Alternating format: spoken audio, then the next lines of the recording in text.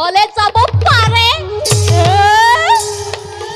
ইমান পাপ কি এই পৃথিৱীয়ে সহ্য কৰিব পাৰে মোৰ জন্মৰ সাধনৰ সফলতা সদূৰত দুৰ্যোধন তুমি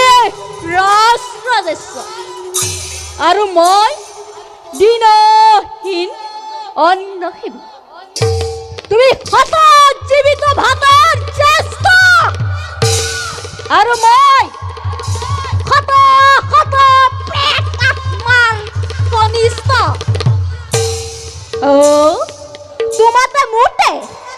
তোমাতে মোতে ইমান প্ৰভেদ অথচ আমি ইমান আপোন তুমি মোৰ মৰমৰ ভাগী আৰু মই তোমাৰ বুদ্ধিজাত চেনেহৰ পাতল আৰু বেছি পৰ নাই দিগন্ত পাহাৰী লহ লহ জিভা মেলে জ্বলি উঠিছে এটি দুটি কৰি পতংগ তাত চাপ দিছে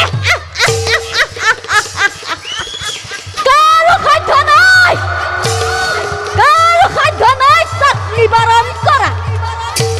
কাৰো সাধ্য নাই তাত নিৰ্বাপিত কৰা কৰুণা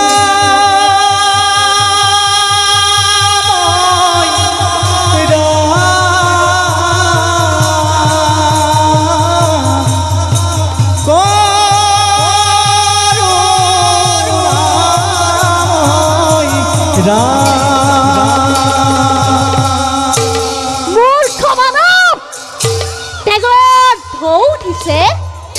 তেজৰ ঢৌ উঠিছে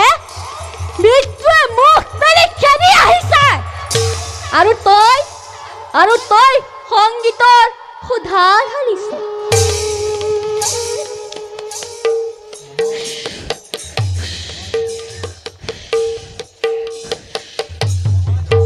আনন্দকৰ মুহূৰ্তকৰ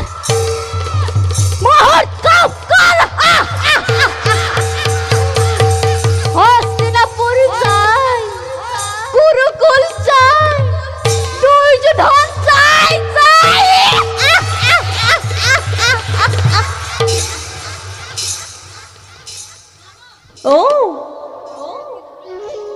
কিহৰ উৎসৱ মামা যুদ্ধ জয়ৰ উৎসৱ শৈল কৈছো আজি দুৰ্নাচাৰ্যই কৌৰৱৰ গৌৰৱ ৰক্ষা কৰিছে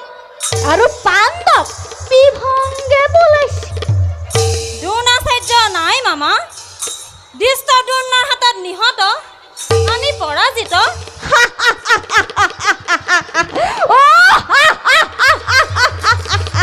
তুমি কিন্তু সুন্দৰ মিছা কথা ক'ব জানা শৈল মিছা নহয় মামা ই সত্য মামা ই সত্য কি শুনালা শৈল কি শুনালা দ্ৰোণাচাৰ্যহঁত কৌৰৱ পৰাজিত কি শুনালা শৈল কি শুনালা তুমি অধৈৰ্য নহবা মামা তুমি অধৈৰ্য হলে দুৰ্যোধনক কোনে সান্তনা দিব ঠিক কৈছা শৈল ঠিক কৈছা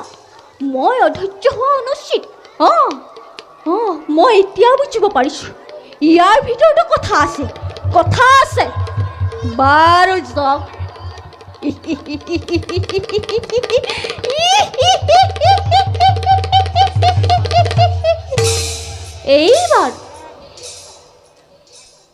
এইবাৰ তুমি সেনাপতি হ'ব লাগিব শৈল মই সেনাপতি তুমি পাণ্ডৱক মৰমৰ চকুৰে চোৱা ভীষ্ম আৰু প্ৰিয় শিষ্য অৰ্জুনৰ দ্ৰোণাচাৰ্য নোহোৱা তুমি পাৰিবা এদিনৰ ভিতৰতে পঞ্চ পাণ্ডৱক বিনাশ কৰি কৌৰৱৰ জয়ধাৰ উৰুৱাব পাৰিম মামা কিন্তু